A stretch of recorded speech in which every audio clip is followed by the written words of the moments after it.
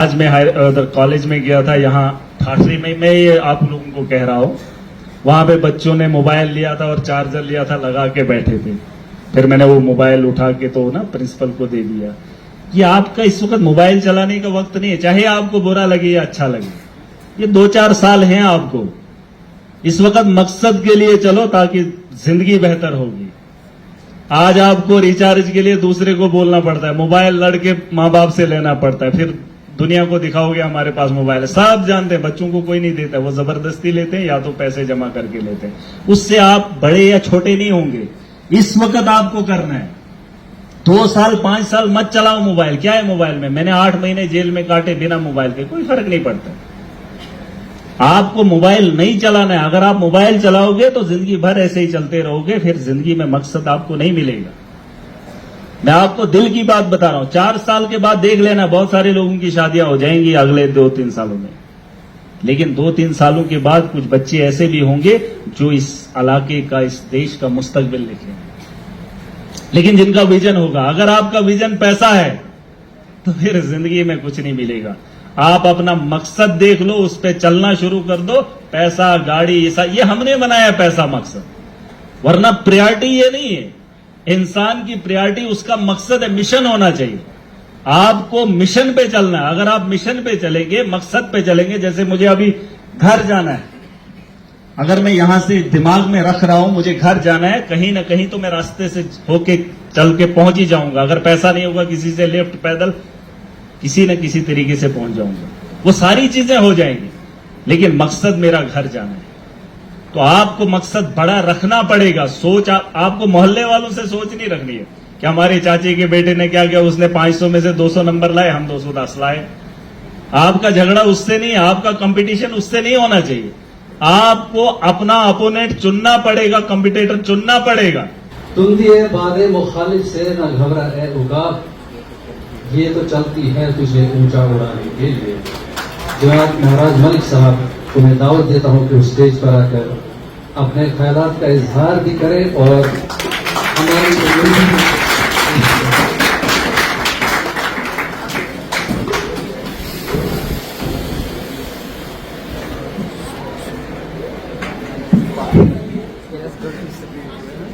असल में आज तो थोड़ा होलिया भी बदला है। यहां पर उस्ताज़ाए किराम, हमारे प्रिंसिपल साहब और स्टूडेंट, यहां पे बोलने का तो मेरे पास अल्फाज भी नहीं रहते हैं, क्योंकि सारा तबका पढ़ा लिखा है। हमें तो उस भीड़ में जाना पड़ता है जहां अलग अलग किस्म के लोग होते हैं। अशारों की भरमार है। दिल्ली में गया था तो जब स्टेज पे चढ़ा तो दूसरे ने कहा कि एक काम करना, अशार कहना। तो अशार की यादाश्त खत्म हो गई, तो आप लोगों के अशार सुनकर अच्छा लगता है।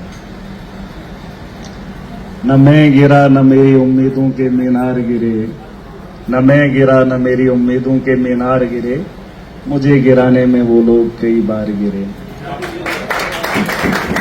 असल में मामला कुछ भी हो, वक्त बीत जाता है, जिंदगी कट जाती है, अच्छी हो या बुरी।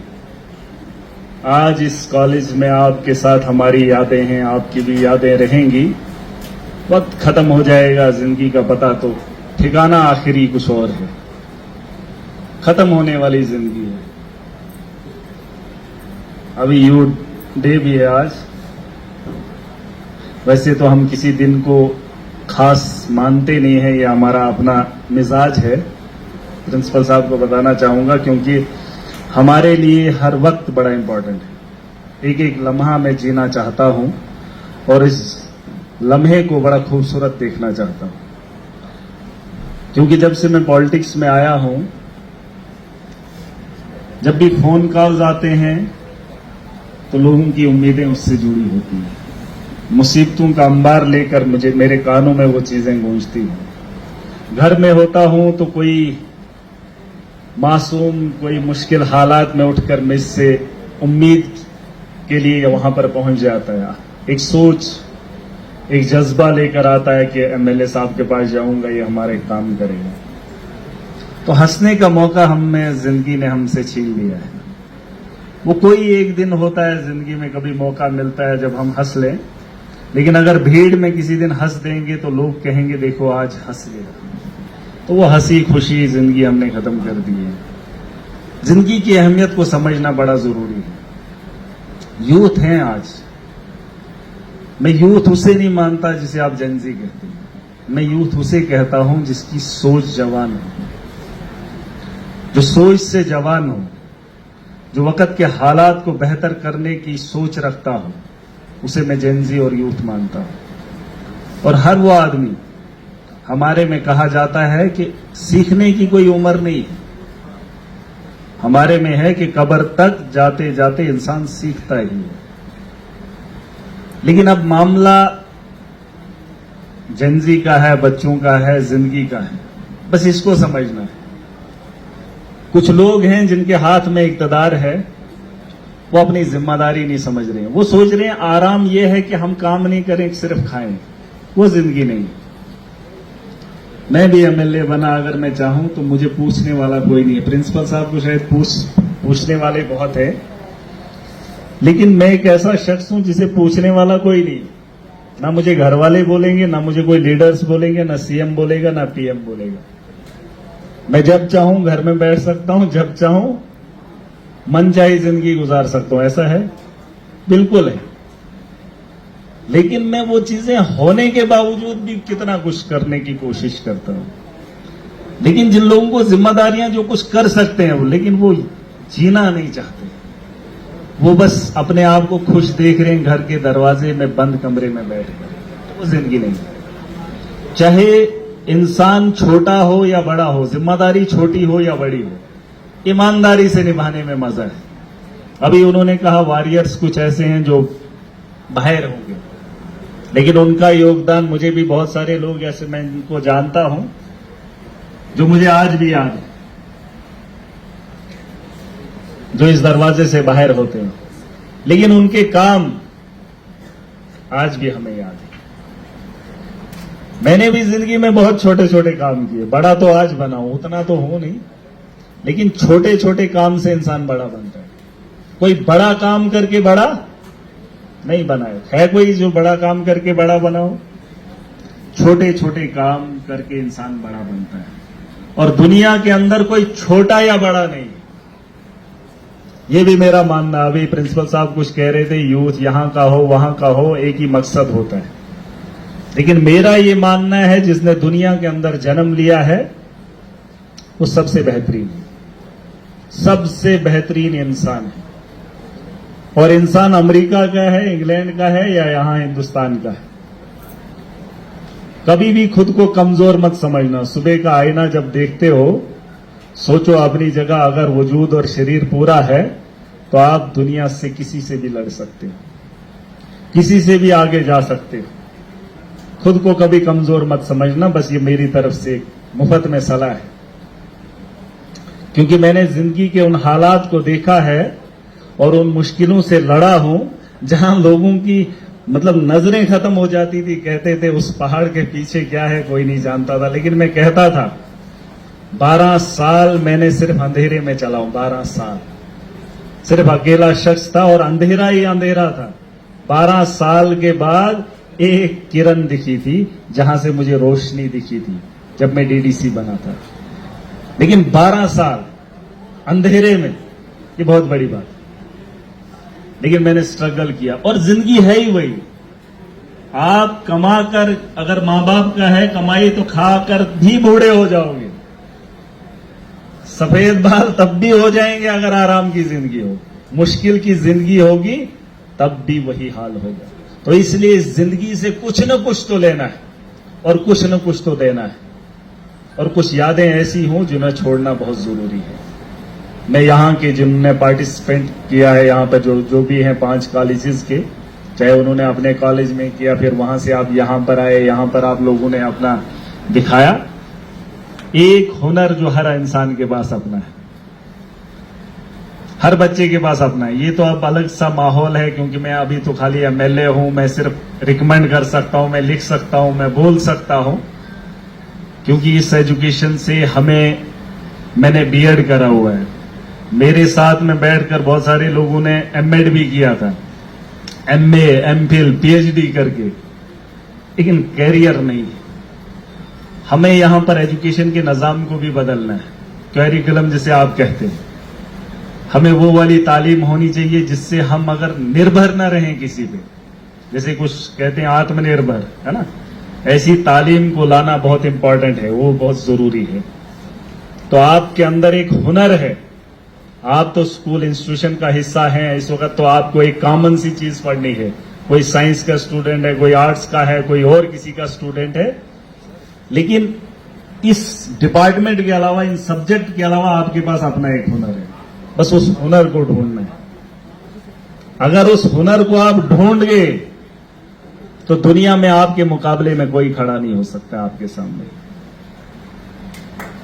कोई नहीं खड़ा हो सकता, क्योंकि ऊपर वाले ने अगर इंसान को बनाया है, कोई एक चेहरा मुझे दिखा दो जो एक जैसा हो, है, फिर दिमाग एक जैसा हो, फिर हुनर क्यों नहीं हो सकता अलग।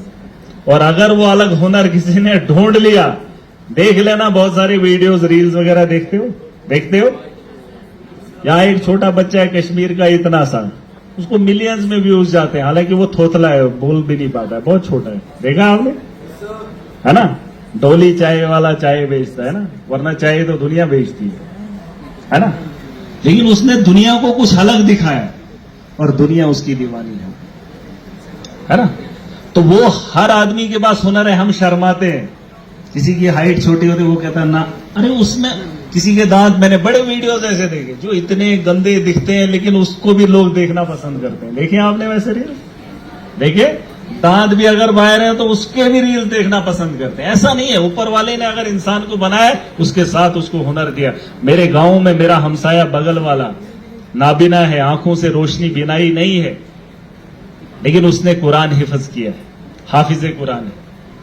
अगर आंखें नहीं है लेकिन दिमाग दिया है, और इतना तेज कि पूरा का पूरा कुरान इस वक्त भी सुना सकता है। अल्लाह ने इंसान को ऐसे बेकार नहीं बनाया है, बस इंसान को इस दुनिया के अंदर कुछ अच्छा करना है, अच्छा सोचना है, अच्छा करना है। क्योंकि मैं इंसानियत पसंद हूं। अगर मैं एमएलए हूं, मैं देखता हूं इधर हॉस्टल के अंदर कोई बीमार होता है, हर इंसान को दर्द होता है, लेकिन उस हर आदमी का इलाज मेरे लिए बहुत जरूरी है। मैं फोन करके ये ना बोलूं, ताकि इसीलिए तो मैं लड़ता रहता हूं, वरना हमें लड़ने का शौक नहीं हो, हम बड़े खुश मिजाज हैं।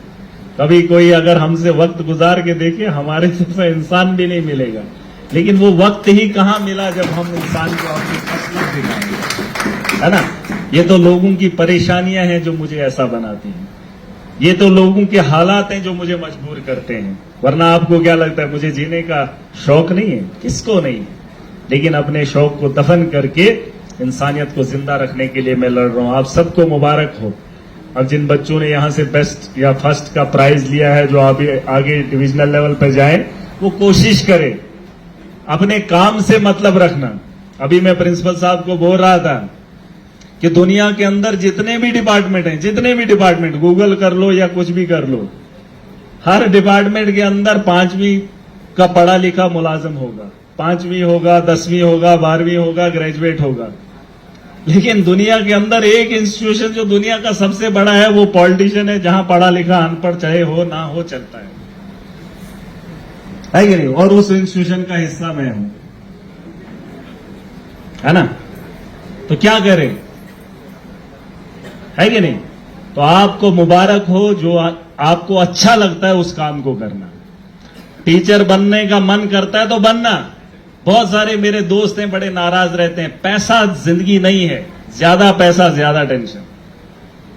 बस इंसान को अपने मकसद में आगे बढ़ना, अगर उसको मकसद मिल गया, चाहे उसमें कमाई कम है, कोई फर्क नहीं पड़ता, कोई फर्क नहीं पड़ता।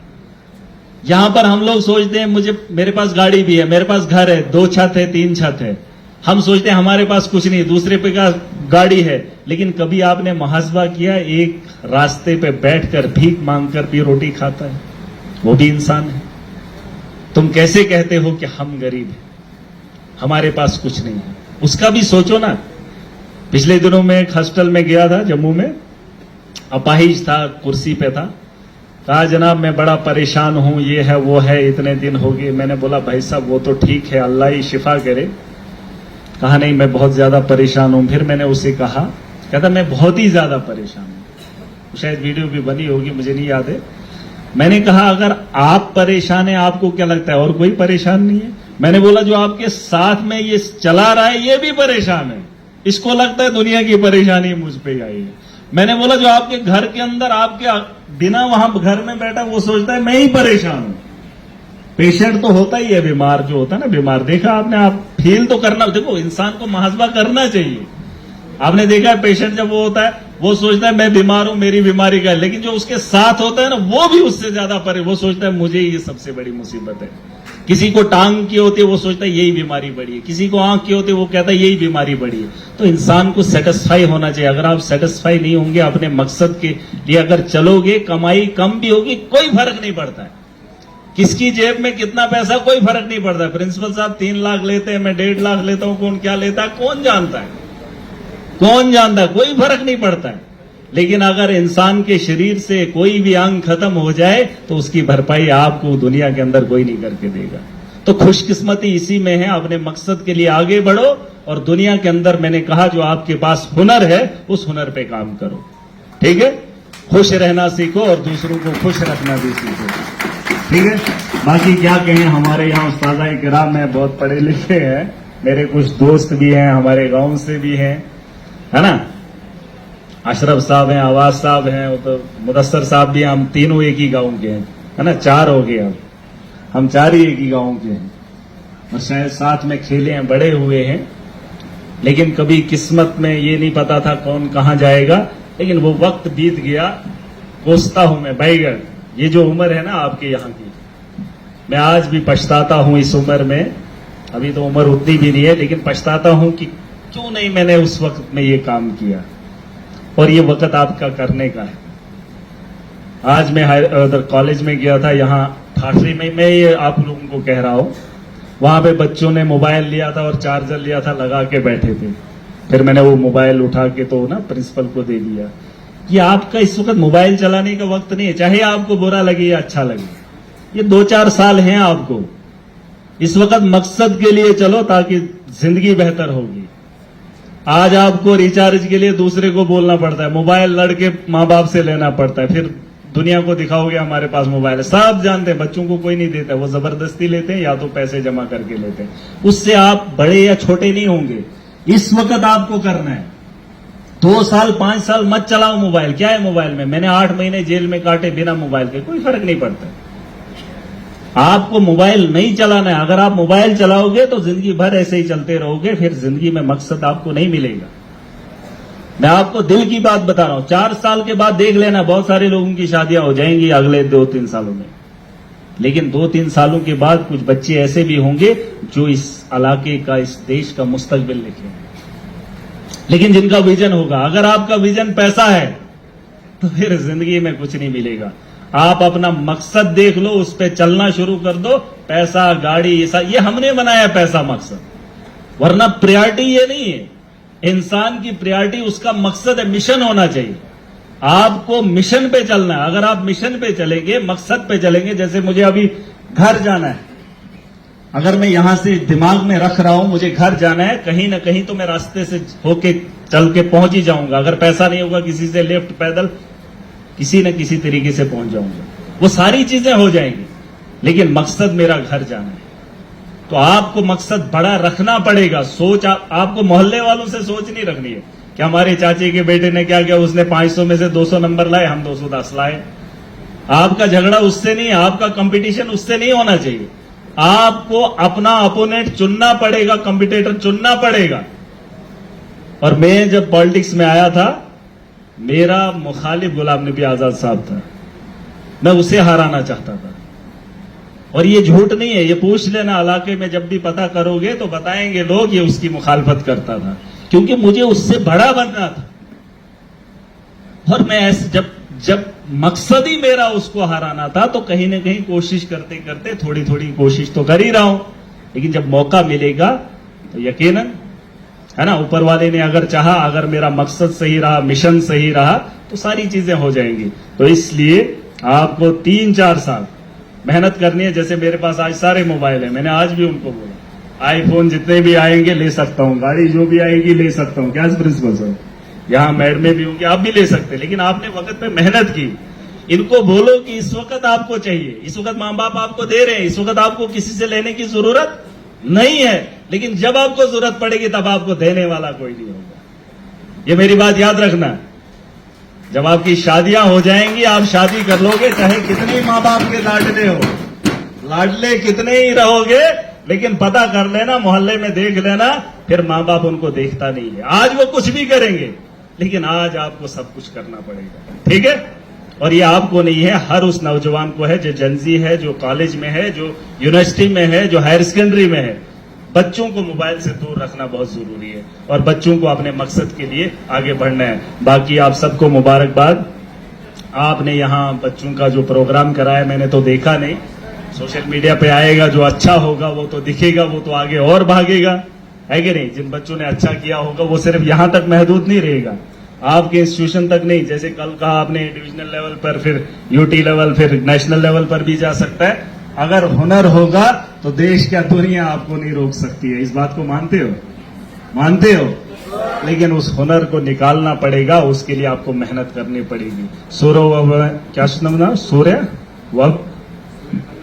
वो नहीं, वो क्रिकेटर, वो 15 साल का 16 साल का वैभव सूर्यवंशी है ना। हुनर था, विराट कोहली को पीछे छोड़ दिया, शुभम गिल को पीछे छोड़ दिया, है ना। हुनर होना चाहिए, अगर आप उसमें काबिल हैं तो दुनिया की ताकत आपको नहीं रोक सकती थी। मुझे एक लड़की का फोन आया था पिछले दिनों, वो 8th क्लास की स्टूडेंट थी। उसने कहा मैं घर से बड़ी गरीब हूं। ये बड़ी सुनने वाली बात है। तो जब उसने मुझे फोन किया तो सिर्फ इंग्लिश में धड़ाधड़। अब मैं सोच रहा हूं ये छोटी है कि बड़ी है, 8th क्लास की। कहते हम फाइनेंशियली थोड़ा गरीब हैं, हमें आपकी मदद चाहिए। मैंने बोला किस किस्म की मदद? कहते घर में माँ बाप हैं, वो गरीब हैं, मैं 8th क्लास की स्टूडेंट हूं। मैं थोड़ा और शॉक हो गया। कहती मैं बच्चों को ट्यूशन पढ़ाती हूँ। मैंने बोला बच्ची किस बच्चों को ट्यूशन पढ़ाती है? आप बच्ची बोल रही है। कहती है मैं बच्चों को ट्यूशन करा के घर का गुजारा करती हूँ। मैंने बोला कौन से बच्चों को ट्यूशन पढ़ाती है? कहने लगी, भाई अगर उसका नंबर भी है, मैं एक बार फिर उसको फोन करूंगा।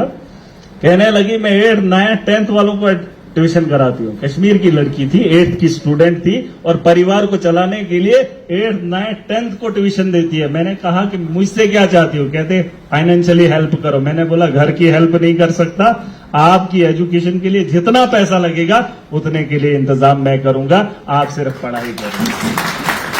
फिर उसने कहा, मैंने कहा कहीं स्कूल में जाना है, कॉलेज ट्यूशन वगैरह? कहते आज नहीं, जब मैं बड़ी हो जाऊंगी, 10th करूंगी, उसके बाद आपकी जरूरत पड़ेगी। मैंने बोला मैं तब हाजिर हूं। फाइनेंशियली मैं उनके परिवार को सपोर्ट नहीं कर सकता हूं। फिर उसने एक बात और बोली, उसने कहा, मैंने बोला अब जिंदगी में कुछ अच्छा ऐसा करना ताकि मुझे भी याद रहे कि मुझे किसी बच्ची ने फोन किया था किसी इलाके से। तो कहने लगी कि करप्शन है, हम गरीब हैं तो हम आगे नहीं बढ़ पाएंगे। बच्ची का वहां से जवाब है, कहती करप्शन है इसलिए मैं आगे नहीं बढ़ पाऊंगी, कहीं वो हो जाएगा, ये हो जाएगा, जैसे मामला थे। मैंने उसको एक बात कही, जब मैंने उसकी वो बातें सुनी ना, मुझे दिल में लगा बाईगढ़ कि जिंदगी में कुछ न कुछ करेगी। अब कब करेगी, अभी तो उसका वक्त है, लेकिन भरोसा है मुझे वो जिंदगी में बहुत आगे जाएगी। मैंने उसे कहा करप्शन चाहे कितनी भी हो तो उसे भी पार कर देना, उसे भी हराना, ये तेरा हुनर होना चाहिए। करप्शन को हराना पड़ेगा। उसकी गरीबी मैटर नहीं करेगी, लेकिन उसकी काबिलियत जो है ना, देख लेना देश के अंदर वो करप्शन को हराएगी। जैसे उसी लड़के की बात कह रहा हूं, सचिन तेंदुलकर का क्रिकेट नहीं खेला, दूसरे का क्रिकेटर नहीं बना, क्योंकि टैलेंट ने करप्शन को हरा दिया।